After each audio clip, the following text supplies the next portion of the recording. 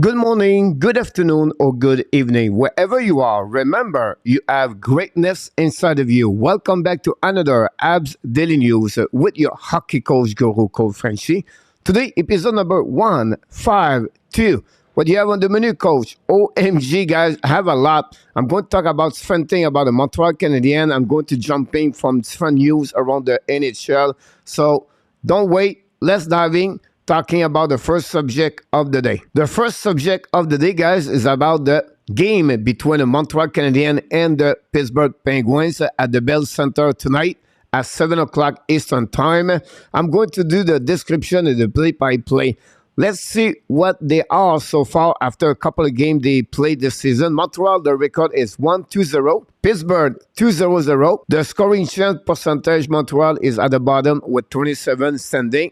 Pittsburgh is third with 12 goals so far in 2 games, by the way. Goal per game is 6 per game, exactly what I just said. Montreal at the bottom by 1.67. Goal again, Montreal at the middle of the pack versus the Pittsburgh are number 6 in NHL at 2.00. Power play, Pittsburgh 40.0.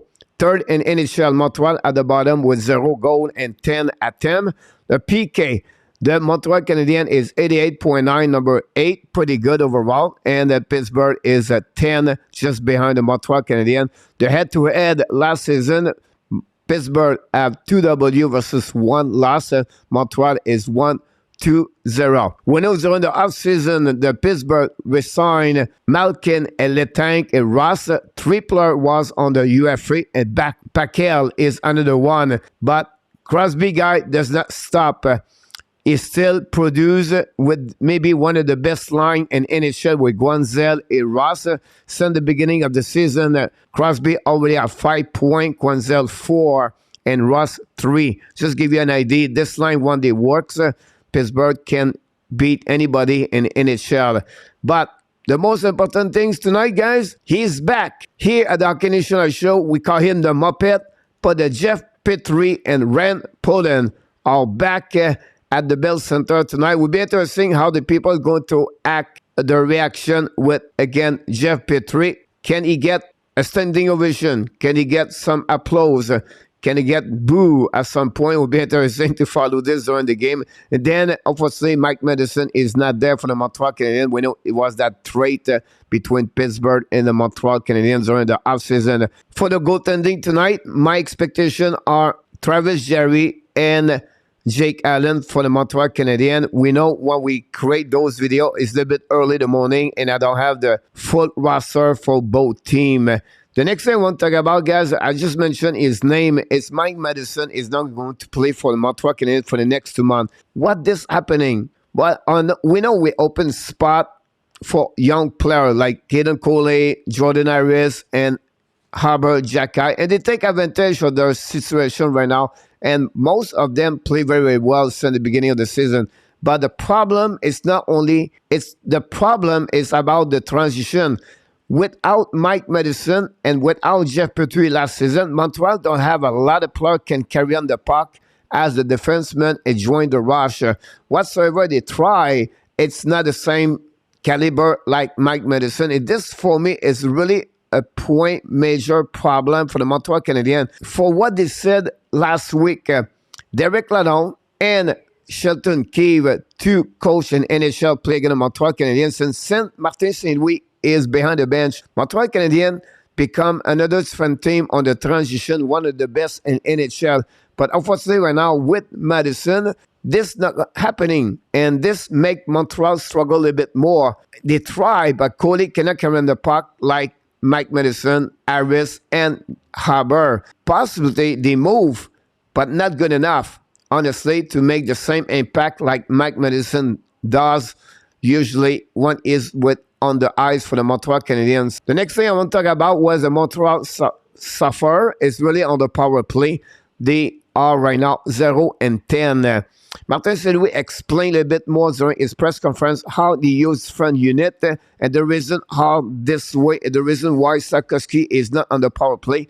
I'm going to make the video tomorrow about SUZUKI his first 4 games. And the reason how the Montreal Canadiens use him tonight is have too many things to talk about, so I will skip about SUZUKI. Montreal have to have a better on this power play if they can have an opportunity to beat any team in the NHL for upcoming season. So guys, this complete my preview game for the Montreal Canadiens. If you have a chance to beat the Pittsburgh Penguins, you want to be sure they don't let them carry on the puck. Chris Letang is really the one make an impact. With Jeff Petrie right now, that's another player where he can carry on the puck. So Montreal Canadiens have to be sure they don't give the blue line. The cap control have to be really intense. And then the defensive zone coverage have to be impact. They are aware what's going on around the goaltender. And finally, I want to be sure Montreal play a little bit more physical in the defensive zone. And then get better on the transition, because we don't see a lot of transition during the last 2 games for the Montreal on the road. So this complete, my guys, my preview game between the Montreal Canadiens and the Pittsburgh Penguins. Final score, Pittsburgh 5, Montreal Canadiens 2. I would love to hear from you guys. What is your final score for the game tonight? Leave me a comments about my preview game, and let's dive in for the next subject of the day. My next subject, guys, is about the Habs Montreal Canadiens. I will try to bring some kind of stat for the Montreal or for any other players in NHL. Tonight, I want to talk about 2 players. First of all, Kirby Dach. Really good number on the goals for. His X is at 35.61, and then 1.51 on the ice X goal, and 0.49 goal again. So you can see his ability on the defense is great. But what we like him to be more involved for me, like he said, is to be more engaged in front of the net. And the blueprint, he needs to go in this area to have better chance at opposite to score more goal in NHL. I like the way he carry on the puck. I like the way he go in the zone. But one thing I would like him to be more involved is in front of the net. Next thing I want to talk about, guys, is Nick SUZUKI. Like he said here, 2-way competitive warrior, bring it every night. He's really shifty. He's really good oriented on the offensive zone. What I would like him to work, guys, is on defensive zone coverage to not give too many goals against. You can see the number is X goal F4 is at 28.48. X goal is at 1.31, and is but where he struggled 3.28 guys go against. There was the same way last year with Caulfield and Anderson. This is something he needs to get a little bit better. He's great to intercept the puck. He's great to retrieval the puck on the defensive zone, but he struggled on the defensive zone coverage, man-to-man, whatever the system of Martin St. Louis apply. Caulfield SUZUKI struggle a lot in this an area where they need to learn and to get better. The next thing I want to talk about, people tell me, Coach, Rempitlick is out. Why him? He worked hard. Here the reason why. Look, the number right there. You have the TOI, the shot per 60, and then all those information is right there. Look at the bottom. Rempitlick play about 8.33 per game with 2 games he play. But again, 0 shot on the net with per 60. He has 0 IX goals, so opportunity is at 0 point right there. Yeah, it's not better to Hoffman. Unfortunately, the one he just played 1 game. But my point to you guys is they have to go with a younger man to remove a player in the lineup. And that's the reason Pitlick need to be more involved, need to be more offensive. He need to carry on with Jake Evans. But I really impressed me by Brendan Gallagher and Monahan. We know Gallagher suffered for the last 2 years, more last season. And we can see Gallagher right now is play his game. And he's really involved since the beginning of the season. Same situation with Sean Monahan. Another player was the last couple of years with injuries. We was not sure what kind of game he's going to bring. But right now, for the Montreal Canadiens, as a forward, with Cole Caulfield, for me, is the best players on every area of the game. And you can see other players. People complaining about that enough. But that enough does the details of the game. It's not flashy. You're not going to see highlights of that enough. But you're going to find a way with that enough. He's really good around the board. When he have the puck or intercept the puck. He's not going to hit anybody.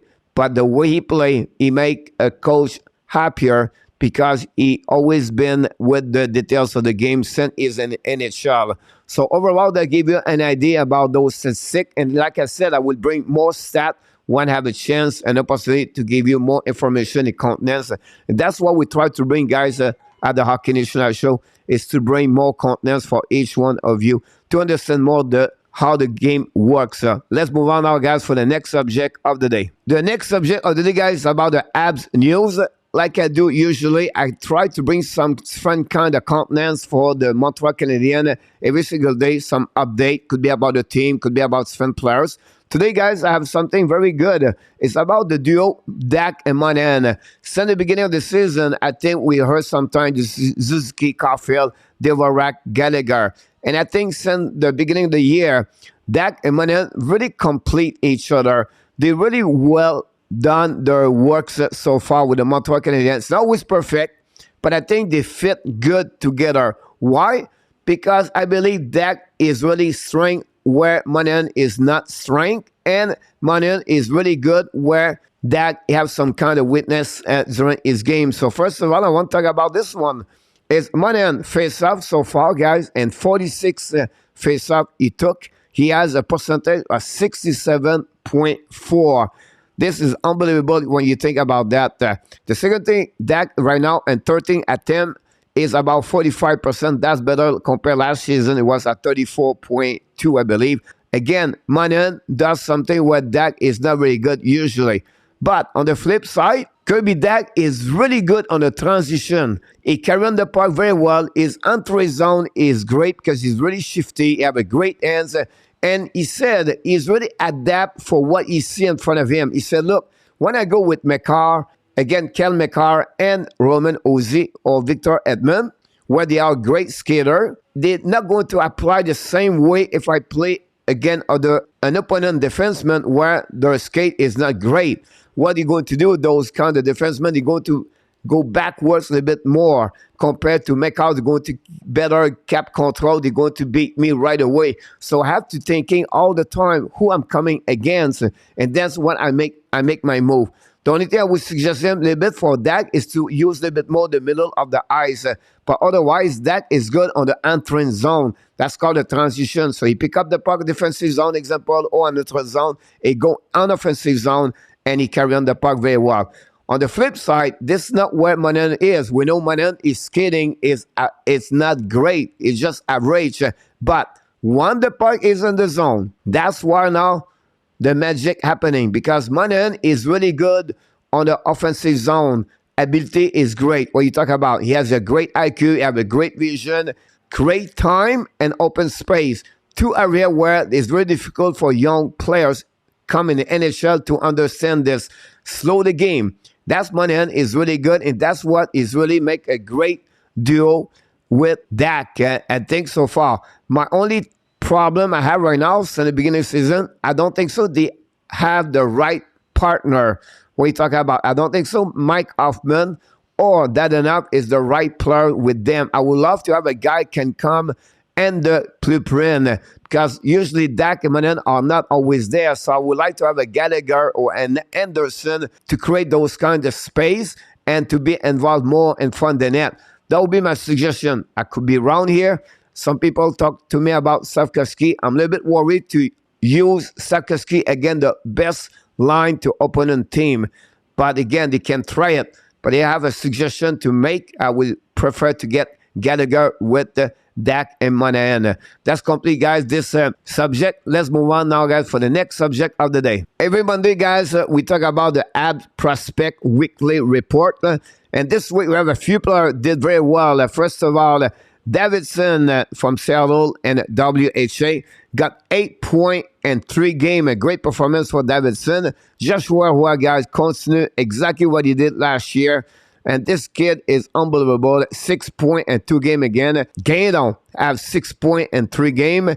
Owen Beck finally scored his 3 goals of the season and 2 games. One of them was a goal-winning game. Then Vincent Rohrer have 3 points in 2 games last week.